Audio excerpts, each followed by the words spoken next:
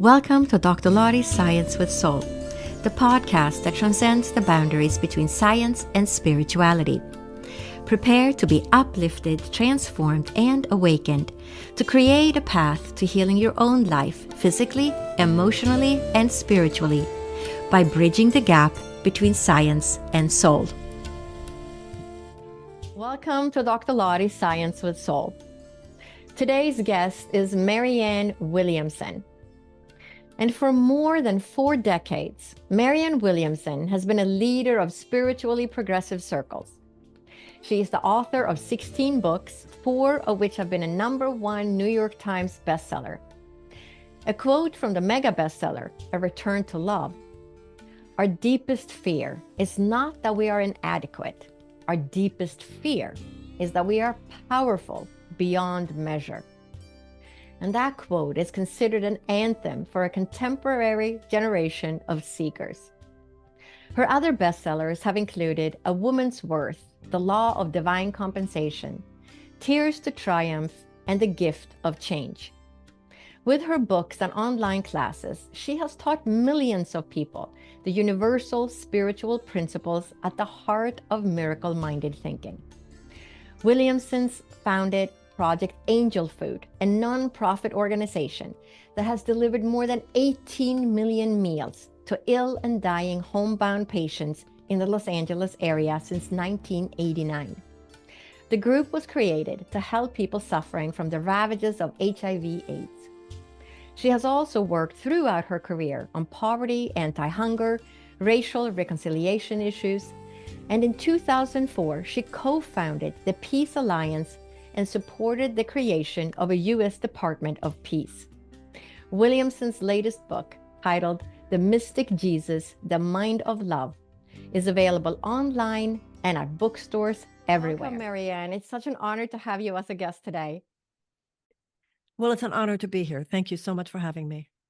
Yeah, and we're going to be talking about your recently released book, which is titled The Mystic Jesus, The Mind of Love. So can you elaborate a little bit on why you put mystic in the title? I'm not a Christian. I'm not a Christian scholar. I'm a student of a set of books called A Course in Miracles. The Course is not a religion. It calls itself a psychological mind training on the relinquishment of a thought system based on fear and the acceptance instead of a thought system based on love. There is a place in the Course where it talks about how religion and psychotherapy at their peak become one, because you're talking about a healing of the mind. So there is an ecclesiastic Christian religious tradition, dogma, doctrine, and it is based around the narrative concerning the historical Jesus and his life 2,000 years ago. There's nothing in this book to disparage that, to disrespect that, to undermine that. But the metaphysical, or what has been called since the earliest days of Christendom, the Gnostic tradition, has to do with the inner experience of the Holy Spirit, which does not need to be monitored or brokered by an external institution, but which has to do with a sense of knowing within our hearts. And within that tradition, we look at a lot of the lines of Jesus and the life of Jesus in, I think, a more expanded way. For instance, when he said, "My kingdom is not of this world." Well, that was 2,000 years before Sigmund Freud was born. And even though philosophical and artistic elucidations of the inner life go back to the beginning of time, the very notion that there is a realm of consciousness that is as real as the external world is relatively new in human history. The idea that there are objective, discernible laws of the inner life as well as the outer life, relatively new in human history. So then the line in Romans, conform not with the patterns of the world, instead seek a renewal of the mind. You step back and you go, wow, this is relevant not only in terms of the historic Jesus 2,000 years ago, but relevant in terms of our lives at any given moment of any given day, that there is code there, as it were, not only concerning the life that he lived, but the learning that the lives that each of us lives. And this gives the notion of Jesus, it frees it from the constrictions of institutional dogma, narrative, and doctrine, to almost like Jesus himself, almost like he's been put away in some musty glass box on the third floor of some museum, and just unlock it, bring it out, fresh air. And I think we gain a much more expanded view of something that cannot be monopolized by any religion. Nobody gets to monopolize the breeze. Nobody gets to own the sunlight. That you're talking about a force of consciousness, a spiritual force of consciousness that is available at a time when I think we're rethinking everything. That's this moment, right? I know you're in medicine, rethinking health, healing, medicine, business, politics. We're rethinking everything. In fact, we must, if we are to create a sustainable path going forward. And that means, among other things, rethinking so much of religion and spirituality. And that's, to me, the mystic Jesus, a Jesus that you may or may not align with in terms of Christian dogma, but which means is freed, so that those who do not necessarily think of themselves as Christian or have any attraction to any of that might see as relevant to our practical day-to-day existence. Yeah, I mean, I loved your book. And when I Thank you. read it, it was such a breath of fresh air, because I find that a lot of spiritual texts don't really go into the depths, like you uncover the depth of Jesus itself. And I think it's hard to come by in today, because a lot of books that are self-help books, they're very much more surfacey, and they don't really dig down deep into the meaning of life itself. So what do you believe is our spiritual purpose as humans? To love, to extend love. I think there are two questions in any situation, which, if we answer them in alignment with the deepest truths of our heart, transform our lives. Number one, who am I? Number two, why am I here? If you see yourself in any situation, I'm here as a representative of God's love on earth, that I am an idea in the mind of God. I am literally love encased in human skin, with hands and feet and a brain. And I am here to extend that love into this situation, that the situation might be lifted to expand its miraculous possibilities. And that has to do with, like I said, any moment and any circumstance in which we find ourselves. Yeah, and when I read the book, I've had two near-death experiences, out-of-body near-death experiences myself. And the things you learn before I had these experiences, I thought, you die, it's black, you're gone. And then I realized that when your body is in the ER on the bench below you, you are still there as a soul, right? But when I read your book, that so clearly came through, that it made me think, wow, like you speak like you had a near-death experience, like you've already been to the other side and came back, like you have that deep understanding of the soul and who we are as souls and humans in this life. So and the way you deal with just regular day situations, and when I got to the part where you experienced public humiliation watching a theater production, and I thought that was such an interesting story, and such a, it takes somebody who really understands who they are in order to approach it the way you did. Are you able to share that story? What happened? Truth is simple, but life is complicated. These principles are easy enough to understand. Life is hard. So, yes, the Course in Miracles says birth is not the beginning, it's a continuation of your life. Death is not the end, it's a continuation of your life. Who you really are is not your body. The body is like a suit of clothes.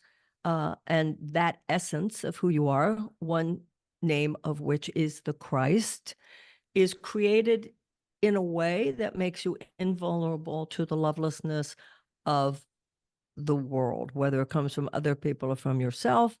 And that to the extent to which you identify only with the Christ, you are invulnerable. To the extent to which you identify with the insanity of the world, you are at the effect of the insanity of the world. Okay, easy enough to understand abstractly. But the Course in Miracles says that enlightenment begins as an abstract concept and then begins a journey without distance from the head to the heart. Okay, so in that situation, as you said, I went to see a play, and the play was a one-woman show. The woman had cancer, and I thought she came to my lectures. I had visited her. We had talked quite a bit. I thought I had been present for her in her experience. As an example of that, I went to see the play. I was like, oh, she's got this play. I want to support her. And in the middle of the play, and I was living in LA, it was a small theater, but it was public. People were there. And at that time, I was lecturing. So, people knew who I was and the kind of people would be there. And she took a swipe at me. I can't remember what it was, but it was some kind of sarcastic comment, like, we know how Marianne is, or something like that. It was kind of, and I was shocked, but I was also embarrassed. She was doing this publicly. And so we're leaving the theater, and my friend who I'd gone with is a psychotherapist. And he just said to me as we walked out, well, that has to be kind of tough. He said, if you want to call me this week and process that, I'll certainly be available. And it was one of those moments where, from a miracle-minded perspective, I had a choice. Okay, Marianne, you can identify with what just happened. Get out your violin. How could she do that to me? I'll bet you there are even support groups for people who have been diminished by people they thought were their friends. You could probably get some people to gather around you and tell you she shouldn't have done it. You can do that. Or you can make another choice. Because really, this is what it's about. It's about the fact that consciously or unconsciously, we're deciding at every moment. And sometimes things happen you would not have chosen or weren't in your control, but you're always in control. You are always responsible for who you choose to be in the space of the experience. So I prayed. I just had some leaning into, because that's really what it's about. You just try to, I think that's what it means when Jesus turned the other cheek. Look at this through a different set of eyes. And I got the sentence in my head from the Course in Miracles: the Christ in you cannot be crucified. In other words, the real you could care less that somebody was mean to you, somebody made fun of you in public. The you that even cares is not the real you.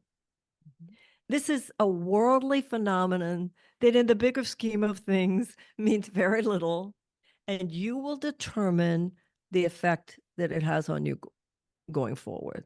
So I did hear that. I got that in my mind, and I got, you can make another choice. The Course in Miracles says, I can choose again. I am willing to see this differently. You can see everything through the eyes of love or the eyes of fear. So I just got that.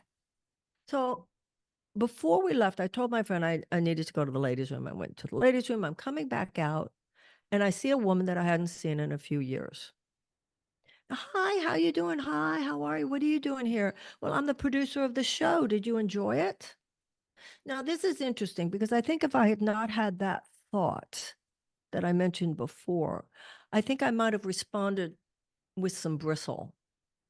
Instead, my heart had been touched, and I said, actually, no. I was quite embarrassed by what she said. So I think that starts it. She didn't get from me attack, judgment, or defense. She got a real, like, speaking from my heart. That I was hurt by that. To which she responded something along the line of, "Yeah, I'm really sorry about that." I told her, "I don't know what that line is about. Do you really want to?" I would suggest you take that line out, but she put it in. I said, "Well, what would you suggest that I do?" She said, "I would suggest that you email her." So I started to compose an email, and it was one of those things where, like, you have to ask your friends, is it ready to send? Is it ready to send? And a friend will say, nope, there's still that one snarky comment, or no, there's still that one little jab, or no, there's still that one little defensive place. And I kept reading it to my best friend. He said, okay, now you can send it. And she wrote back and she apologized. And even more importantly, she took out the line. Now, what is the point here? The point is that if I had just gone into anger and how dare you, and how could she, I don't think she would have taken the line out. So what do you want? Do you want to be right or to be happy? Do you want to have your attitude, or do you want a miracle here?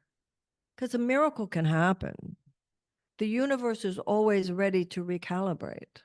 But if I hadn't gone into my heart, and if I hadn't remembered that, be the real you, because the real you is love. If you can face this with fear, or you can face this with love, go into your heart, speak from your heart to hers. And that's true in every situation. Theologically, in terms of things like the book, the consciousness while in the midst of the crucifixion, because that situation was metaphysically a crucifixion. It's what lovelessness would do to our love.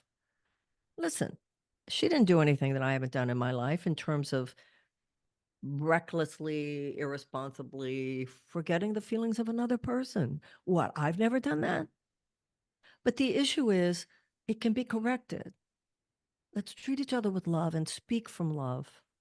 And so, in that moment, I had a choice. So you're in the midst of that crucifixion situation, and your consciousness while in the midst of it will determine whether you stay on that cross or resurrect, i.e. have a new beginning, a return to right mind, and theoretically more love than there was before. Yeah, and that ties in beautifully to, how does our ego influence our actions and reactions? Well, this is a very interesting point. We tend to think that we have neutral thoughts. So from A Course in Miracles perspective, free will means you can choose what you want to think. You have that power. The power you do not have is the power to diminish the power of each thought. Every thought will create form on some level. So what that means is that if it's a loving thought, it's going to be an opening of possibility for good for all concerned. But if it's a negative thought, there's no such thing as a neutral thought. It's either light or the absence of light, which is darkness. It's either love or the absence of love, which is fear. So any mental energy that does not proactively support love supports neurosis, conflict, separation, even pathology. It's what I liken it to? I liken it to addiction. Addiction is not just out to inconvenience you. Addiction wants to kill you. And so the Course in Miracles says the ego is suspicious at best and vicious at worst. So the ego is loveless thought. But loveless thought is powerful thought in terms of the illusions of this world. Lovelessness has no effect in the real world with a capital R beyond this plane. But within this plane, its effects are as real as is the truth. That's what all pain and suffering comes from. The fights with each other, wars, destruction of the planet. That's the power. Now, you can call it ego, you can call it Satan, you can call it whatever you want to call it, but it is the mind disconnected from love. And who among us doesn't know its power? The problem being, the Course said, that on this earth, we are living at the effect of a thought system dominated by fear. And that's why any serious spiritual path is dismantling of a thought system based on fear, which is posited on the belief that we're separate from each other, that we're in competition with each other, to one in which we realize we're one with each other, here to collaborate with each other, and which they are like parallel universes. And every moment, consciously or unconsciously, we're deciding, and only we can decide which world to inhabit. Yeah, beautifully, beautifully explained. And when you had that reaction at the theater too, I mean, that just shows so beautifully how you were in control of your ego because of your understanding, right? You could just have gotten mad and let your ego take over. In that moment, listen, I don't make that 24/7. I mean, there are some moments that I could point to and go, I didn't take that moment. I tell another story in the book where I got it wrong, where I went into this business meeting and I think to myself, what did I not pray before? I didn't bless everybody before I walked in, and I just carried this kind of negativity. And then I saw the effects of my own negativity, and I was embarrassed by myself. I was humiliated. People were looking at me thinking, wow, I thought Marianne Williamson would be nicer. It's like, and all it would have taken is one moment, be still and know. One moment before you go in the room, line it, because, and I remember I've gone over that so many times. I remember I was rushing in from the airport. It's just like you're in chaos. You've been reading Twitter. You've been whatever it was. Take a moment. Come back to yourself. Be still and know. It's what the Course in Miracles calls the holy instant. If I had taken one instant to just bless the room before I went in, bless everybody, remember who you are. I am love. Why am I here? To extend love. It would have been a completely different meeting for me. That's how powerful the mind is. Another story, I don't think I tell the story there, but a tremendous lost opportunity on a professional level.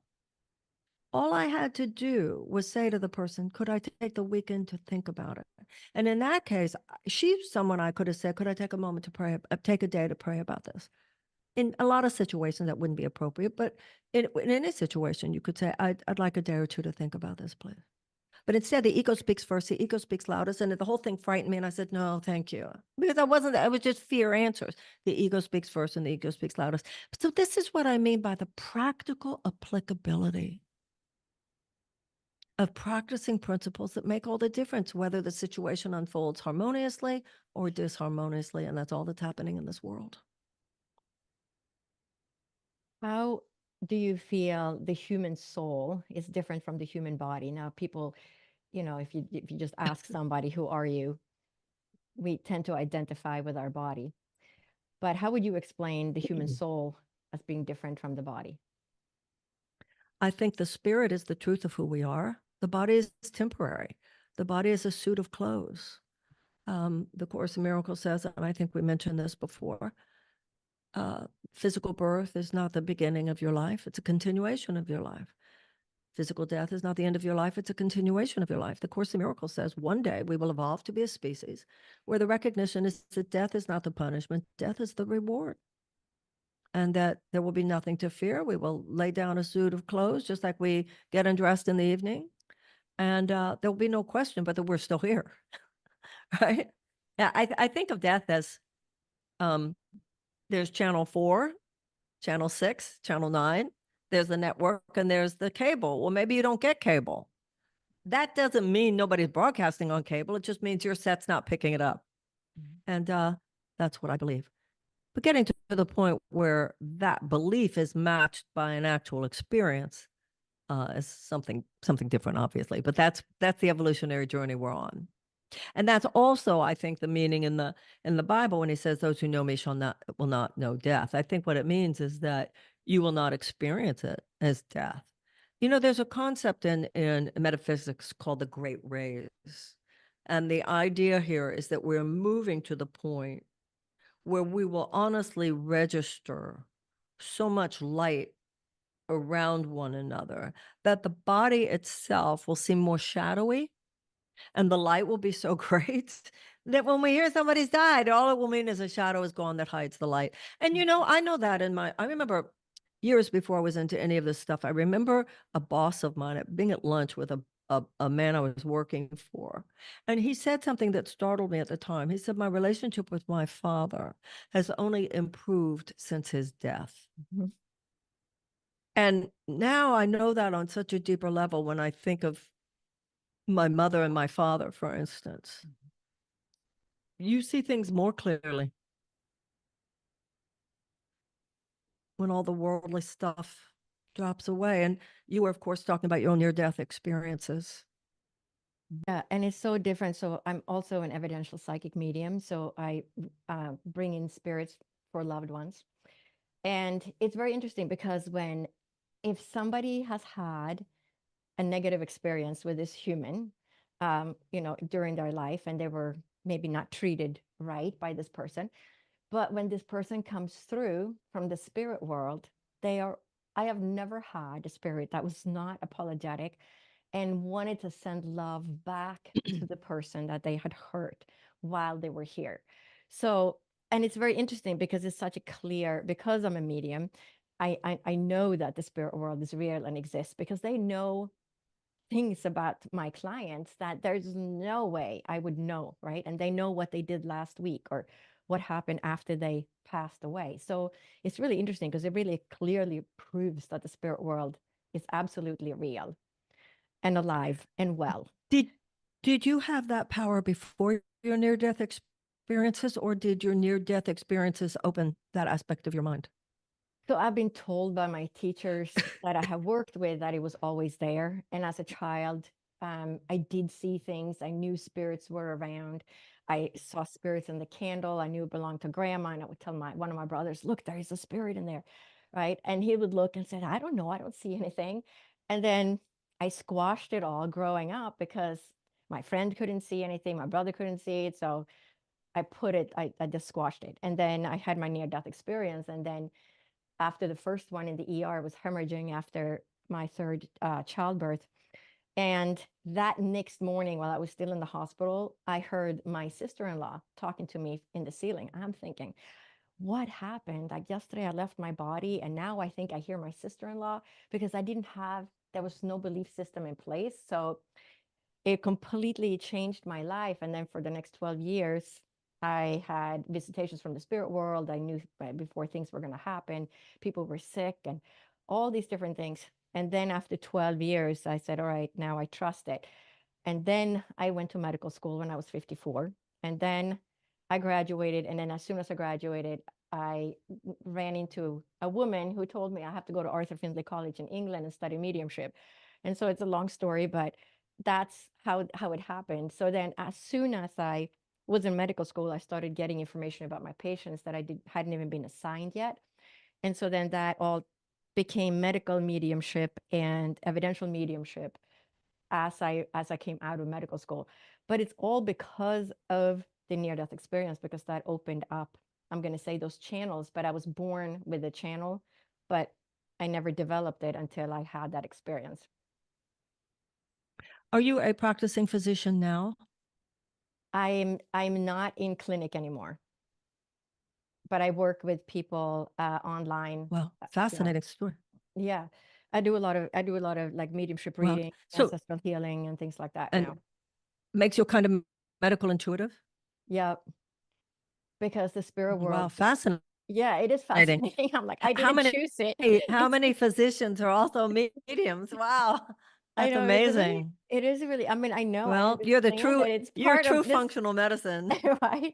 It's just my incarnation. And I've been Yeah. told that it's in my astrological chart, the actual day when I had my first near-death experience, the planets were lined up in the specific way. And it's all, I mean, our life here on earth is such a divine experience, right? And during my second near-death experience, I stood in the light, which is God or source or whatever you want to call it.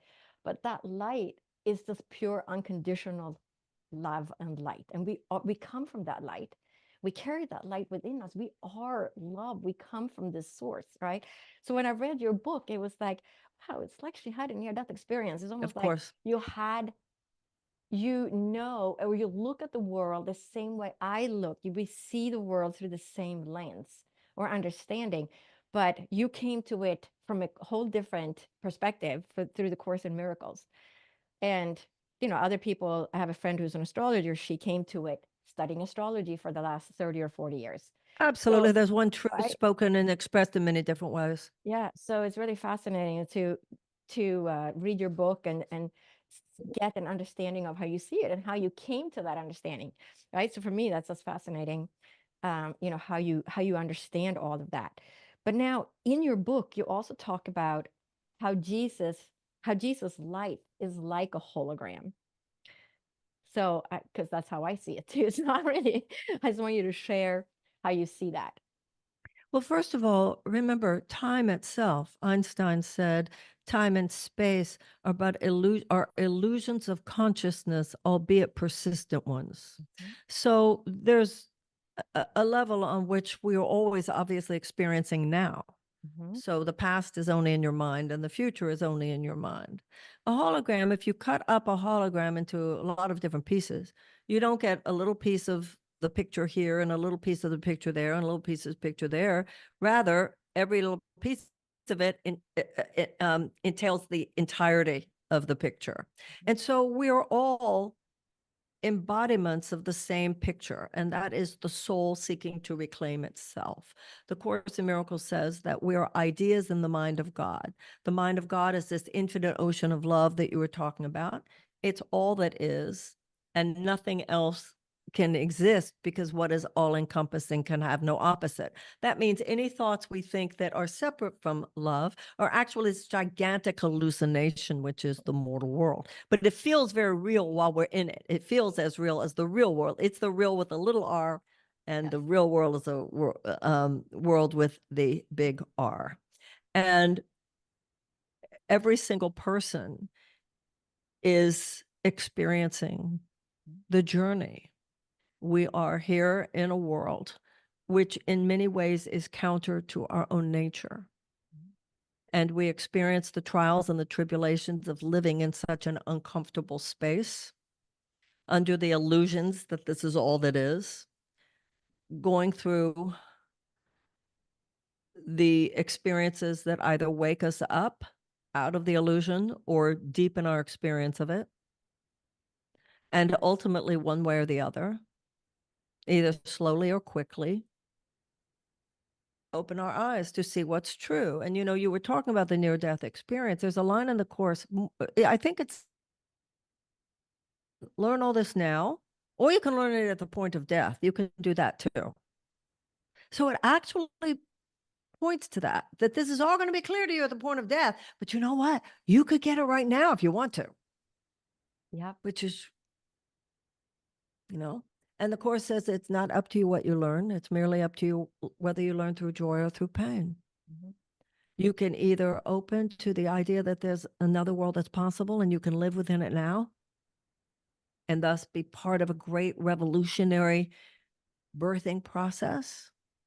Or you can close your heart, close your mind, close your eyes, and continue to experience this nightmare of human separation and conflict and pain, thus not only dooming yourself to more of it, but other people as well. That's really all that's going on here. Mhm. It seems very complicated, but in a very real way, it's really quite simple. Yeah, and it's fascinating because I think you mentioned in the book that the fact that we think we're separate is an illusion, right? The line, the Course in Miracles, yeah, I love this part in the Course. It says, you are like sunbeams thinking you are separate from other sunbeams. Yeah. You are like waves in the ocean thinking you're separate from other waves. Now, if you think about it, there's really no place where one sunbeam stops and another starts. There's no place where one wave stops and another starts. But think of the psychological difference between perceiving yourself as separate from the rest of the ocean versus perceiving yourself as one with the rest of the ocean. If I think of myself as separate from the rest of the ocean, I think of myself as one little wave. And how can I not live in constant terror that I will be annihilated by a wave that's bigger than me? But if I think of myself as one with the rest of the ocean, I'm like comfortable here. Wave moves, oh, motion, no, ocean moves, I move, but I'm safe here. So the physical senses tell me you're over there and I'm over here.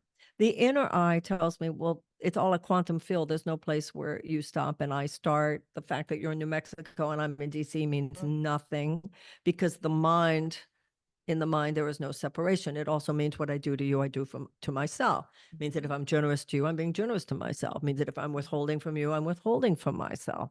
It's just a completely different filter, which leads to completely different behavior, which leads to completely different experience. Absolutely. I call it the And then boomerang Jesus effect. becomes an internal guide, should we choose, Mhm. available, should we wish. The Course in Miracles says he's not the only one, a non-exclusive Mhm. elder brother. He says in the Course, I don't have anything you don't have. The only difference between us is I don't have anything else. I am in a state which is only potential in you. It is the evolutionary potential of the human race to achieve all the achievements you've talked about in your own life. That's where we're all headed, but we're headed there slowly or we're headed there quickly. And I think what's happening on the planet today is a sense of urgency because the world that is crumbling will overwhelm us should we not choose to give birth to the world trying to be born a little more quickly than we're doing now. Mhm. Yeah, and I couldn't agree more. We're all, it's like the boomerang effect. What we send out also comes back. And Both like ways, right? during my second near death experience, they showed me, I met these spirit guides after I was in the light and heard the music. And they showed me the grid around the earth. And they said everything on earth is connected to each other, but everything on earth is connected up to this grid. So, when you talk about how, what you do to somebody else, you're also doing to yourself because we're all one, we're Mm-hmm. all connected. And once we understand that, we can make humanity understand that. I think the animals are ahead of us, right? Once we can make humanity understand that, we can probably finally stop war and we can start understanding that we we're all going to come back too. I don't know, what is your thought on reincarnation? Because when we The have course, wars and we hurt other people, that's going to be you in the next life. That's how I look at it. the Course in Miracles says that on one hand, the point is that there is no time. So there is no past. So if you have a past life, so if we have past lives, they're all happening in this moment. Yeah. And Mhm. reincarnation is a positive belief because it reminds you that you have a bigger life than the life of this incarnation. But the Course in Miracles says it can be unhelpful if it keeps you so focused on what happened before that you give less attention than you might to what's happening right now. As a matter of fact, I remember those books by um, Richard Bach. Remember the Jonathan Livingston Seagull? And then that other one where he says, why are you looking to your past lives for information? Look to your future lives for information. That's when you know a lot more than you know now, which I found just a mind-boggling experience. May I ask you a question about your own story? When you had those two experiences, were you given a choice whether or not to come back? How did that go down? No, no choice. It You was, just what is found she yourself doing here? back? She has to go back. And I was like, no, no, no, please tell me a little bit before I go back. Oh, So because it was so comforting and comfortable there? no, so I had my first near death experience was in 1992, and then I had a second one in 1994. And I had been trying to put all the pieces together for 2 years now. And here in the spirit world is visiting me. Loved ones are passing away and showing up in the middle of the night. And so when I got to this place and I saw the light and heard the most beautiful music, uh, they said, what is she doing here? She has to go back. She can't be here. And I said, no, no, no, wait, wait. Tell me, how does this work? How can I be outside my body and still be me? And that's when they showed me the grid around the earth and they said everything is connected. And that's literally what my work is today, is to help people resolve their issues because we're all connected. We're all one. And I work a lot with ancestral, ancestral can be your mom, right? It can be your mom, your grandma, your grandpa. But the way it shows up and the patterns that we repeat within the generations because of the perception that we live our own life from, right? So if I can help people change their rose-colored glasses to a different color glasses, I can help them heal and I can help them move forward and raise their consciousness and allow them to see how miracle and what a miracle they are, right? I mean, That it's is the miracle. right. We are miracles. It's to realize you are one. Hmm. Yeah, And there was I no totally time, right? understand That's what you're one saying. thing, right? My first near-death experience in the ER, the first thing was like, there's no time on the other side. You have access to past, present, and future all at the same time. Drove me crazy for years.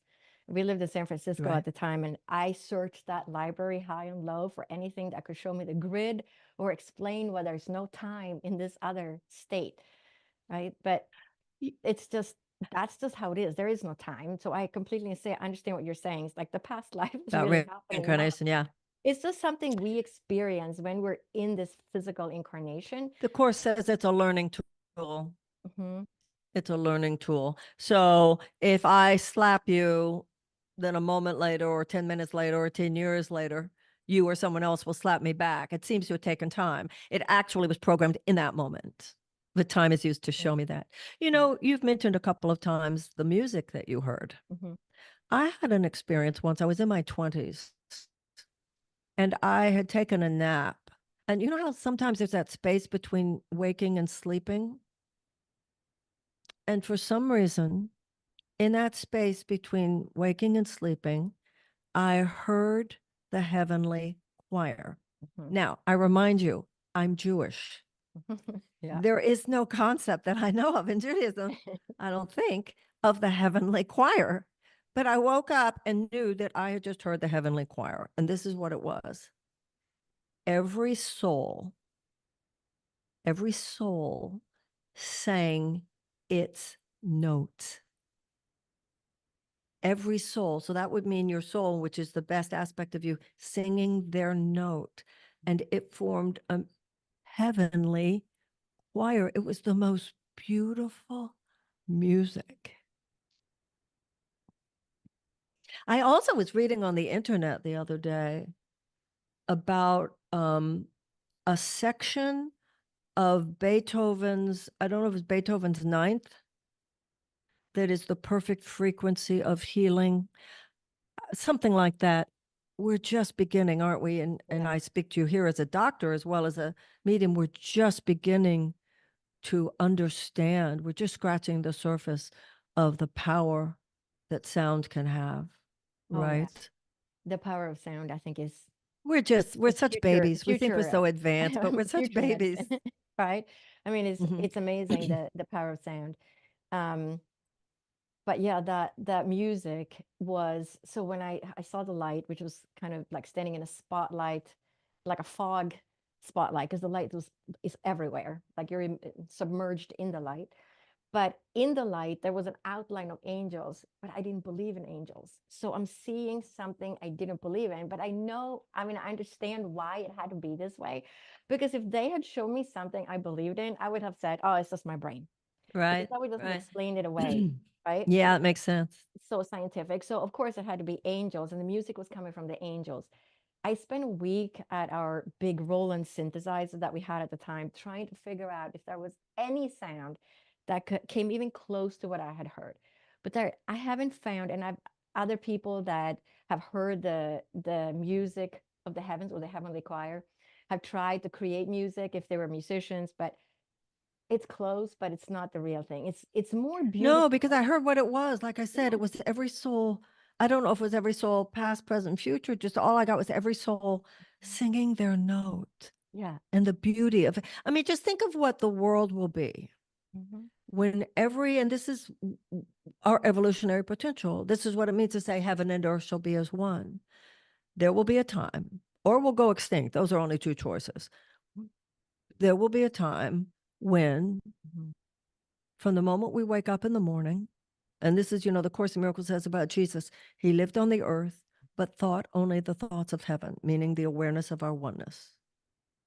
That's what the great spiritual and religious avatars are, the mutations which open up an evolutionary possibility, right?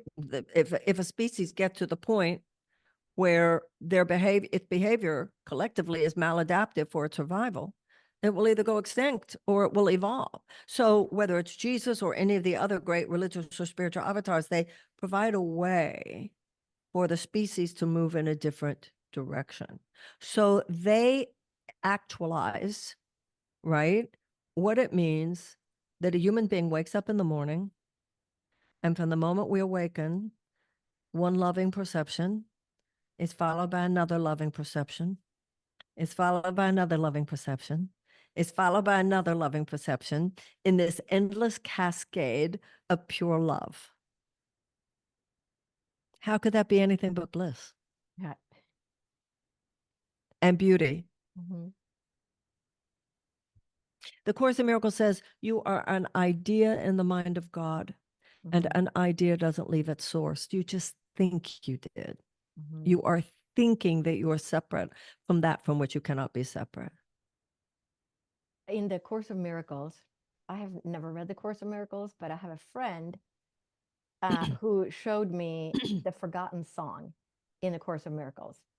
And I'm going to say that is probably the best description I have come across of the music that I heard, because it's that, it talks about how it's the forgotten song, but when you hear the music, it seems like you heard it yesterday. There is something very familiar about the music. And I'm going to say that is very much the experience I had. It was like, I know this. Yeah, the Course in Miracles says there's an ancient melody you can't quite get out of your mind and to which you long to return. Yeah. I read a book many years ago. I think it was called The Paradise Myth. I think. And it was talking about how in every religious and spiritual tradition, there is the myth of paradise. And what it is an ancient memory that's stuck in the subconscious of the human mind. You know it exists because you were there once. Yeah. I'm going to agree with And that. this longing to return. The Course Mm-hmm. in Miracles says it's an ancient melody which you can never quite get out of your mind. And you're homesick for it. And that's what physical incarnation is. There's a homesickness we live with. And the Course says the answer is not to jump out of this incarnation, but to bring the consciousness, that consciousness here to earth, which is everything we're talking about. Yeah. So how does our grievances keep us from moving forward? The Course in Miracles says you can have a grievance or you can have a miracle. You cannot have both. And a grievance is by definition a perception that is based on the past, which does not exist because it's only in your mind. And it's by definition based on your belief that someone is guilty. And guilt is only something that somebody does with their physical self, but it is not the truth of who they are. Love is the truth of who they are. But if I choose to perceive their guilt, I cannot but experience my own feeling of guilt. So every thought opens to love, invites love, correction, healing, recalibration, or closes the heart, thus deflecting the miracle that would otherwise occur. If I'm into, you did this to me, you did this to me, you did this to me, all the universe is saying is fine. If that's your choice to see it that way. The Course in Miracles says you are heir to the rules that prevail within the world you identify with. The Course in Miracles says enlightenment is a shift in self-perception from body identification to spirit identification. So if I have a grievance against you, it's because of something you did to me. But to the extent to which I continue to attach myself to the thought of what you did to me, I will be at the effect of what you did to me. Yeah. Right? Yes. Now, I want to say here, because I'm going through something myself, it's so much easier said than done sometimes. And I think that that's worth acknowledging. Absolutely. That sometimes, I have in my own life a couple of things. Why are you not letting this go? Why are you not letting this go? It doesn't cause you joy. Thinking about it causes you suffering. You've done your work. You've atoned for your mistake. You get why? And it's incredible the power that the ego has. Oh, let's think about it some more. Yeah. It's just like the nails on the cross, the nails on the cross. But you can have that grievance. I see it in my own life. I see it, I ran for president, and there are two ways I can look at it now. One way, more you're going to become a really angry, bitter old lady. I say they did this, and let me tell you, and you can do that, Marianne. You want that experience of these last years of your life? Is that what you want? Bitter, pathetic, angry, taut, is that what you want? Because if you can open your heart, do the work, atone for your own mistakes, forgive others theirs. If you, to the extent you can rise above this, you will have more love, more light, more bliss. At least make that your willingness. And that's the meaning of those 3 days. between the crucifixion and the resurrection. You're in the tomb. You're doing the work. You're working it. What I love, and once again, in the Mystic Jesus, what I talk about is just like when people say to you that every character in your dream is an aspect of yourself. Every character in scriptural story, this is true of Buddha's story, Moses, Jesus, is an aspect of you. So when the angels, the thoughts of God, tell the women who come to get the body, he isn't here, he's risen. To me, that's so psychologically significant. What it means is the old you is not going to emerge from this. The old you won't even exist anymore.